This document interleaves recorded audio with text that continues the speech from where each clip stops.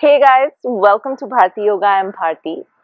So, inversions can be pretty scary since we are not used to staying upside down.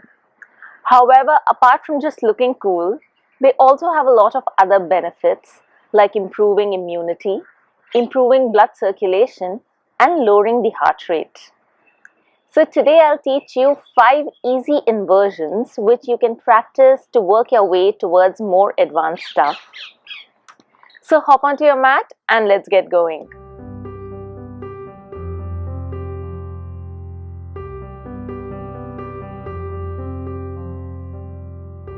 First is downward facing dog. Believe it or not, downward facing dog is an inversion and it is a great beginning pose to build upper body strength. Come down on all fours into a tabletop position. Curl your toes in. Take a deep breath in. And as you exhale, push your hips up to come into downward facing dog. You can keep your knees bent initially, but keep your back straight and keep pushing your chest close to the thighs. Then walk your dog a few times to open up the calves. Keep breathing. Finally, push both the heels down to come into downward facing dog. Keep pressing your chest towards your thighs and raise the tailbone towards the sky. Then start raising your left leg straight up as high as you can go. Keep pressing the shoulders down and your leg up. Slowly bring the leg down. Then repeat with the right leg. Keep pushing into the left shoulder to keep it in line with the right shoulder.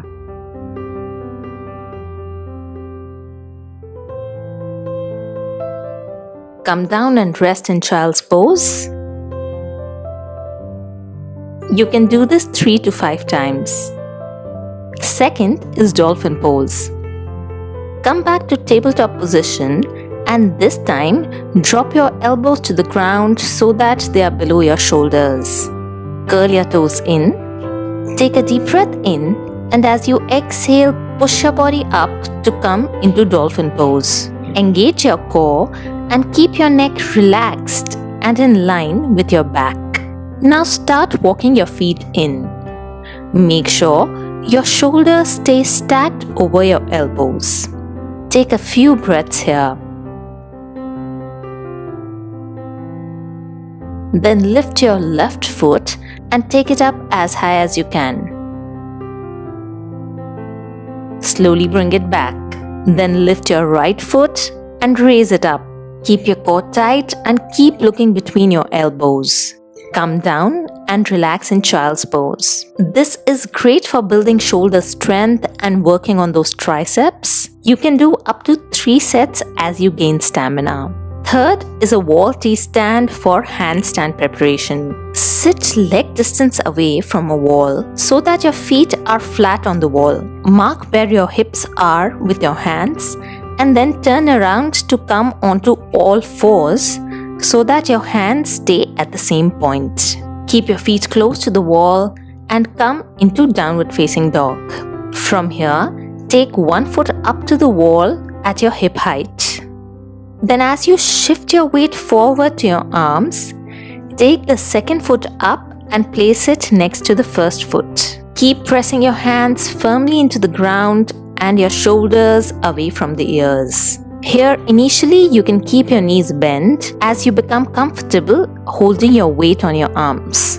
Over time, start pushing your feet into the wall to straighten your knees and push the hips forward over your shoulders. So eventually your hips will be over your shoulders and shoulders over the hands. Take a few breaths here. And then slowly bring your feet down 1 foot at a time and relax in child's pose.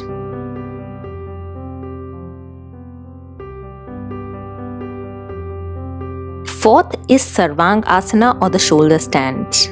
Lie down close to the wall with your legs straight up and hips touching the base of the wall. Fold your knees and bring the soles of the feet on the wall. Then press your feet into the wall to bring your hips up. Bring both your hands to your lower back to support your back. From here, start lifting one foot up to bring it above your hips. As you press into your elbows, bring the other foot up as well to come into Sarvangasana. Now you can stay here for a few breaths or take your feet over your head to come into Halasana or the plow pose.